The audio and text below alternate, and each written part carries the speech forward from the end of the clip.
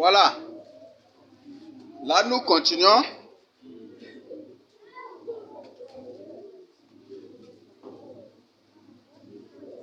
Pour nous permettre de finir. Et comme les frères ont déjà exposé, je ne vais pas beaucoup prendre du temps dans ça. Ça va? C'est ça, non? Nous avons parlé des causes de la chute de l'Afrique. L'Afrique a fait une alliance inviolable avec le Créateur incréé, avec Dieu, le Seigneur des armées. Celui qui s'est présenté à Moïse en disant, c'est celui qui s'appelle Je suis, qui t'envoie.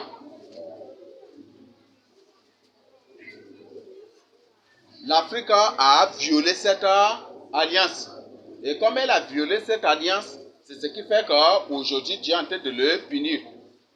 Parce qu'avec n'importe qui, par exemple, on prend l'alliance de Laban avec Jacob. C'est seulement si Jacob ou Laban viole l'alliance, il y aura obligatoirement des représailles. C'est ça, n'est-ce pas? Des mésententes, des conflits. C'est ça, n'est-ce pas? Donc, avec même Satan,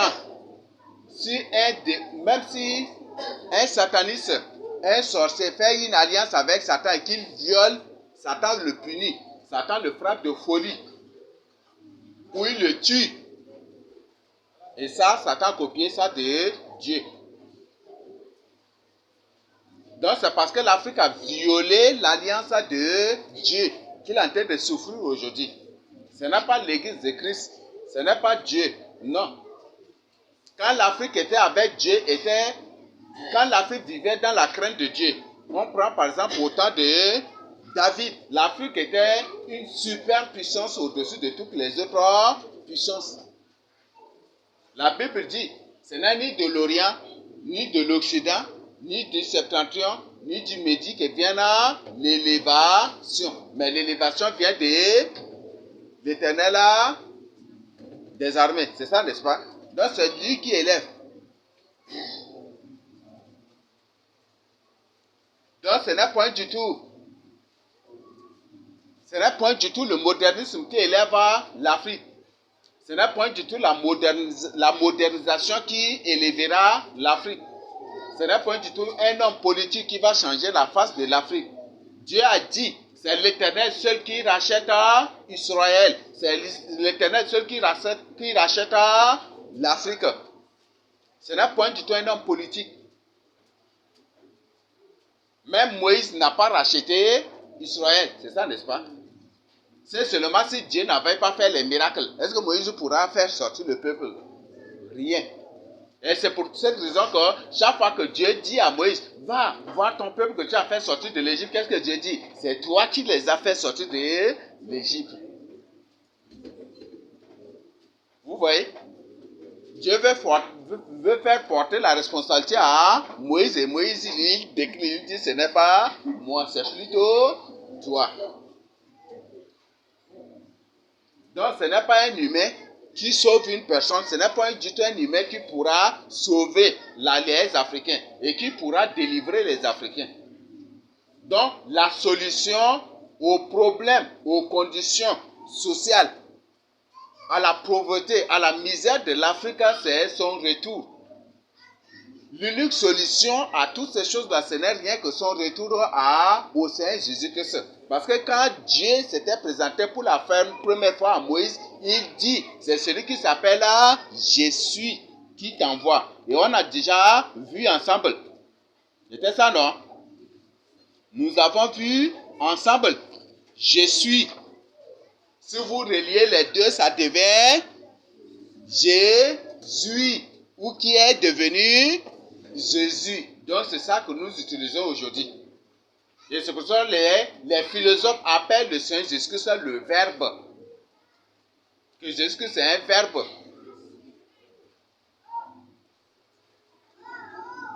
Donc l'unique solution au problème de l'Afrique ou au problème des Africains, c'est le retour au Seigneur Jésus-Christ. C'est le Seigneur Jésus-Christ qui est la solution. Ce n'est pas un homme politique. Ce n'est point du tout un homme politique, ni un homme religieux, bon, ni un théologien, bon, ce n'est point du tout ça. Là où je suis, tout ce que je suis en train de partager avec vous, si le Seigneur décide, je ne vais même pas trouver pour partager avec vous. Vrai ou faux?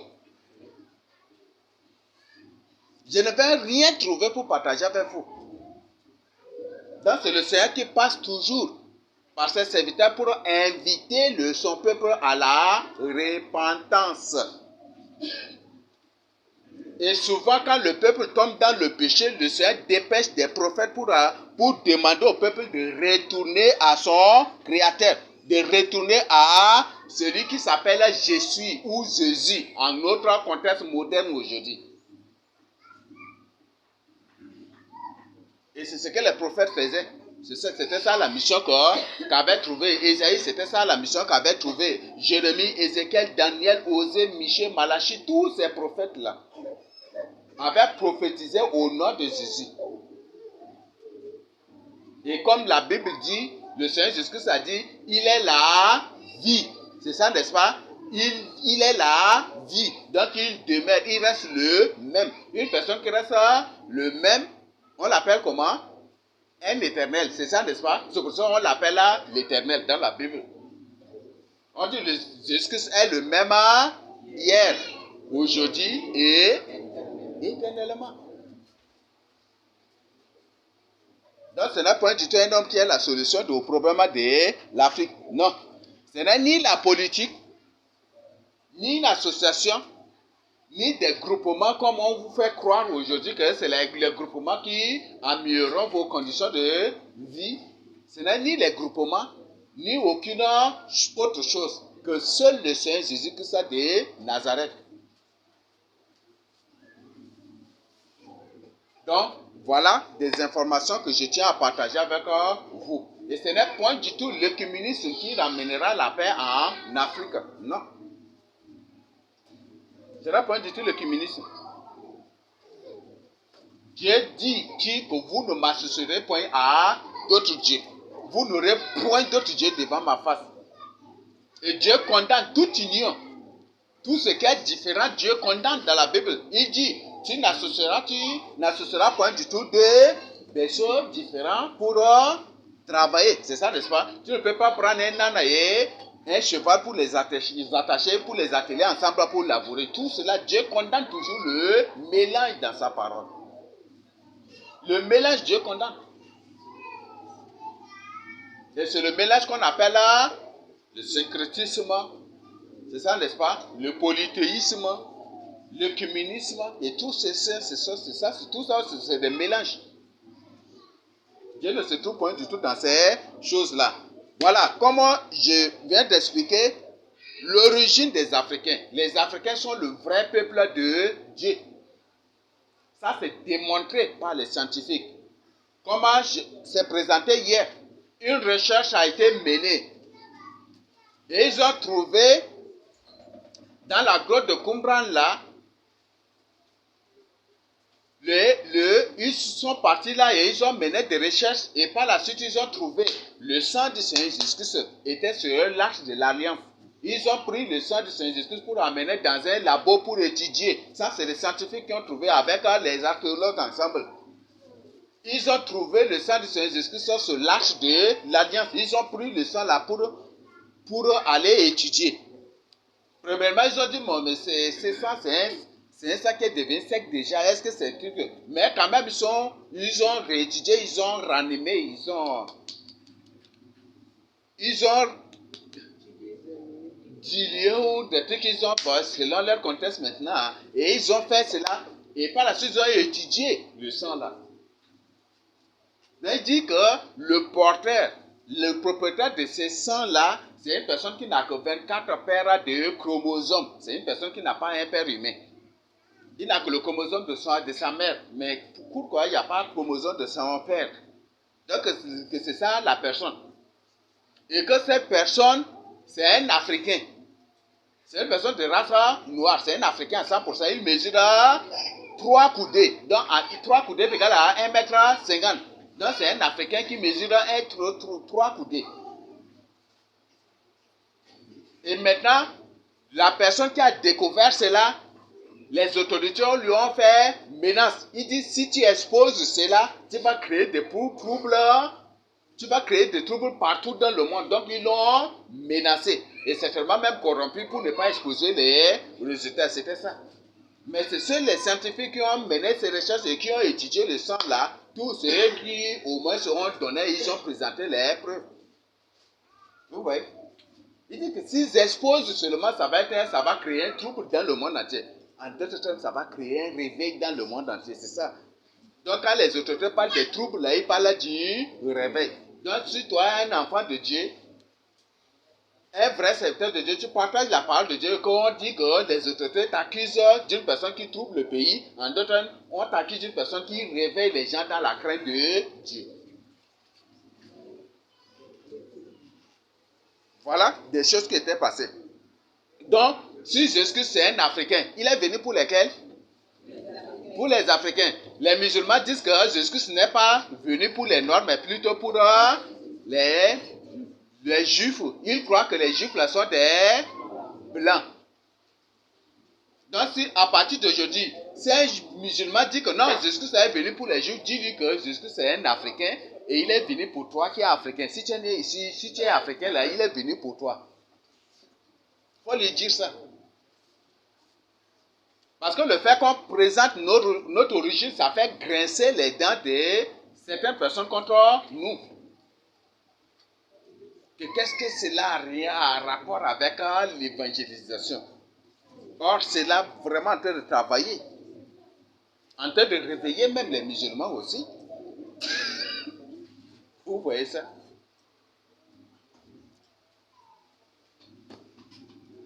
J'ai dit, si une personne a pour ami, ou pour mère, ou pour papa, l'ignorance, c'est une personne que vous ne pourrez pas élever. C'est une personne terrible. C'est une personne terrible, une personne que vous ne pourrez pas vraiment récupérer. Voilà. Dans Ézéchiel 1, 26 à 28, qu'est-ce que la Bible dit? Ézéchiel a vu Dieu sur son trône. Et il dit qu'il a la forme de l'airain poli. Nous avons l'airain poli ici. C'est ça. C'est bon? Alors, Dieu sur son trône est de couleur de l'airain poli. En d'autres termes, c'est un noir. Le créateur incréé, c'est un noir. Si tu ne crois pas à ce que je suis en train de partager avec vous, vous pouvez vous-même mener vos propres recherches. Et je crois que n'importe quelle personne va témoigner que le fer est toujours de couleur noire. Vrai ou faux? C'est ça, n'est-ce pas? Bon, nous continuons. Dans Daniel 7, 9, même preuve. Dans Daniel 10, verset 6, même preuve. Couleur de l'airain poli. Et dans Daniel 7, verset 9, on dit que les cheveux du Seigneur sont comme de la laine pure. C'est ça, n'est-ce pas? C'est ceux-là, les noirs, qui ont des cheveux de laine pure. Seul un noir, un vieillard noir, qui a des cheveux blancs, que ses cheveux ont la forme de, ces cheveux-là ont la couleur de la laine pure. Les Occidentaux n'ont pas les cheveux de laine pure. Vous pouvez même vous-même mener ces recherches aussi. Donc, les cheveux de laine pure, c'est des cheveux crépus. Est-ce que les cheveux de blanc là, est-ce que c'est des cheveux crépus? C'est des cheveux, est-ce que c'est des cheveux qui se plient sur soi? Ils ont plutôt des cheveux crinières. Donc, notre Seigneur Jésus-Christ, notre créateur incréé, c'est un blanc à 100%. C'est un noir à 100%, veuillez m'excuser. C'est bon? C'est un noir à 100%. Il n'a rien. C'est bon? Nous continuons. Dans Daniel 6, on dit qu'il a des cheveux de laine et ses mains, ses bras, ses parties visibles étaient de couleur d'airain poli. Donc nous avons l'airain poli qui est ici. C'est bon? C'est bon? On l'appelle aussi couleur de bronze. C'est bon? Maintenant, pour ça, notre Seigneur Jésus-Christ, on dit beaucoup d'ignorants. C'est des gens terribles. J'ai dit, si une personne est amie de l'ignorance, c'est une personne terrible. Et les ignorants sont ceux-là qui aiment beaucoup les bavardages et qui aiment beaucoup les discussions. Pour se faire voir et pour montrer qu'ils savent aussi.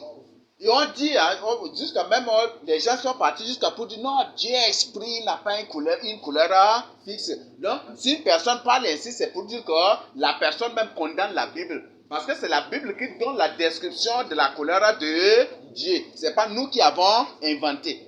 Donc, si une personne qui a un tel langage, premièrement, d'abord, c'est un menteur. C'est une personne qui contredit la Bible. C'est une personne qui est contre la Bible aussi. Que Dieu esprit n'a pas de couleur il n'a pas une couleur de peau. Que Dieu a la couleur de arc-en-ciel. Vous voyez ça? Et si Dieu a la couleur de arc-en-ciel, c'est qu'il aime les maquillages, les trucs là, il aime tout cela, c'est ça, n'est-ce pas?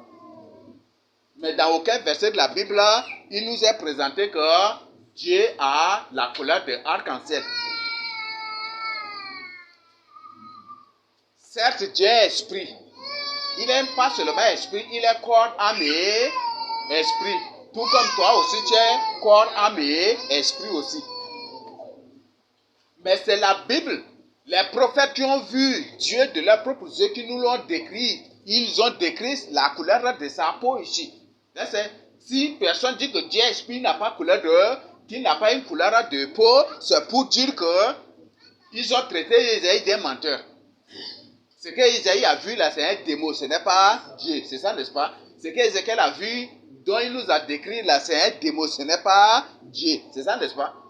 Donc il traite, c'est pour dire que ces gens se traitent Isaïe, Daniel, Ézéchiel et même l'apôtre Jean aussi qui nous a présenté le livre d'Apocalypse des démons ou des faux prophètes ou des gens qui ont reçu des fausses visions ou qui ont vu autre chose.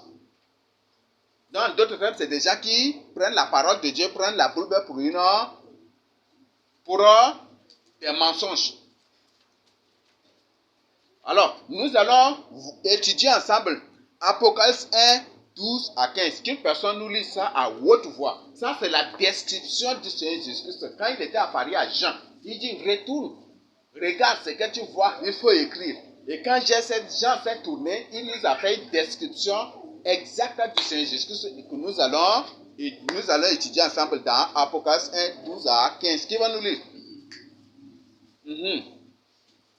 Je me retournais pour connaître quelle était la voix qui me parlait. Je me retournais pour connaître quelle était la voix qui me parlait. Donc, c'est Jean qui est en train de parler. Et après m'être retourné, je vis 7 chandeliers d'or. 7 chandeliers d'or, oui. Et au milieu de 7 chandeliers, quelqu'un qui ressemblait à un fils d'homme. À un fils d'homme. Vêtu d'une longue robe. Vêtu d'une longue robe. Donc, aujourd'hui, le fait qu'on porte des longues robes, là, on dit que nous sommes des sectes. Donc, Jésus même, c'est une secte, c'est ça, non? Et nos pères, Abraham, Isaac, Jacob, David, tous les prophètes d'avant qui portaient des longues robes, là, sont tous aussi des sectaires. C'est ça, n'est-ce pas?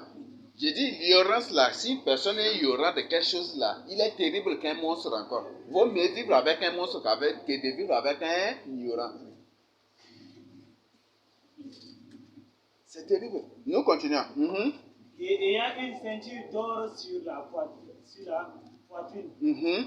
Sa tête et ses cheveux étaient blancs comme la laine. Voilà, les cheveux du Seigneur Jésus-Christ, même c'est des cheveux de laine pure. C'est ça, n'est-ce pas? Donc c'est des cheveux aussi crépus. Pour moi, c'est parce que j'ai peigné. Si je n'ai pas peigné là, est-ce qu'il n'y a pas une personne qui a peigné ses cheveux ici? Voilà, donc regardez pour lui. Là, ça, c'est des cheveux crépus qui, après avoir devenu blancs, ça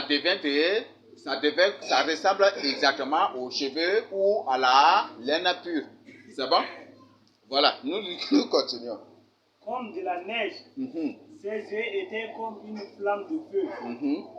Ses pieds étaient semblables à des airains ardents, comme s'ils avaient été embrasés dans